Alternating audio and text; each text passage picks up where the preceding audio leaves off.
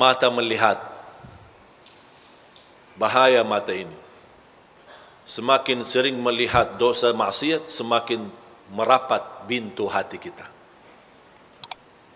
Coba tanya berapa kali cuci mata sehari. Di TV, di majalah, di jalan, naik angkot umum, di depan kita, paha berbagai macam ukuran. Macam-macam. Ini semua terganggu. Mungkin masih di Madinah terjaga, tidak ada yang kelihatan paha. Masih kita bisa jaga pandangan. Dan subhanallah, jangan anda merasa semakin di Madinah bisa menikmati ibadah, semakin mulia. Justru semakin berat ujiannya, semakin banyak godaannya, dan semakin anda mampu bertahan dan istiqamah beribadah, anda akan menjadi lebih mulia daripada orang Madinah. Karena ibadah tidak sama di sisi Allah bagi orang yang mudah beribadah sama orang yang banyak godaannya untuk beribadah. Semuanya di sisi Allah tidak ada yang sia-sia. Jadi jaga pandangan.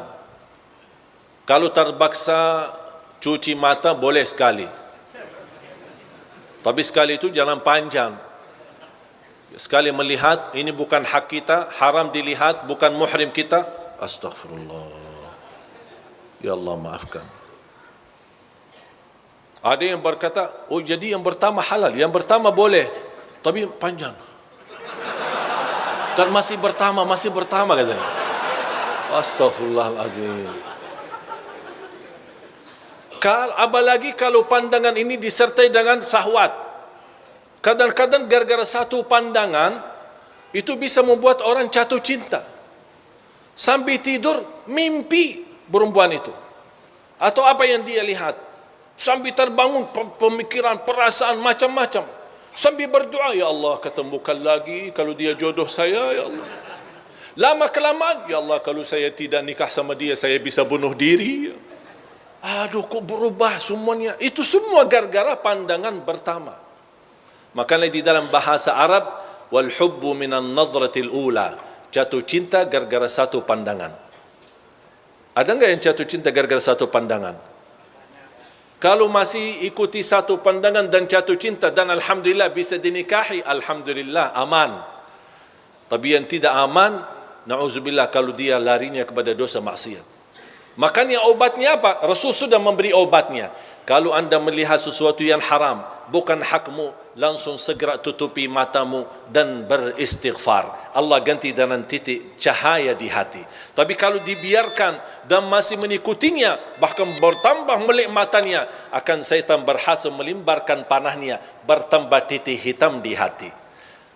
Makanya Al-Hasan Al-Basri ketika ditanya sama seorang, aku biasa dulu suka bisa tahajud, mudah bisa tahajud. Kok tiba-tiba agak susah dan berat tahajud? Apa kata Imam Al-Hasan Al-Basri? Kabbalatka dhunubuka wa ma'asik. Terikat dirimu gara-gara dosamu. Yang biasa di saf pertama, tiba-tiba suka telat, tolong tanya diri, dosa apa yang kita lakukan? Sambil mundur. Tahajud mudah, tiba-tiba merasa berat. Ingat, ada dosa yang kita lakukan yang membuat kita malas. Apapun ini dosa sangat buruk.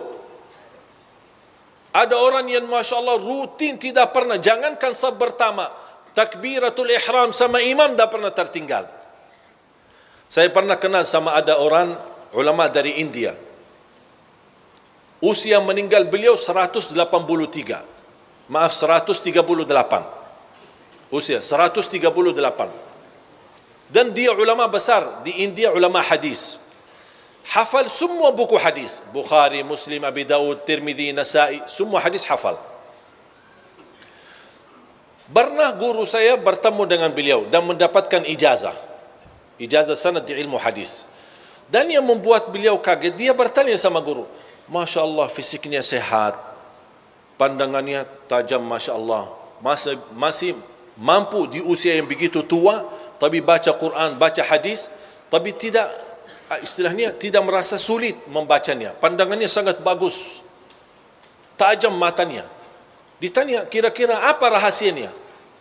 Tahu enggak dia jawab apa?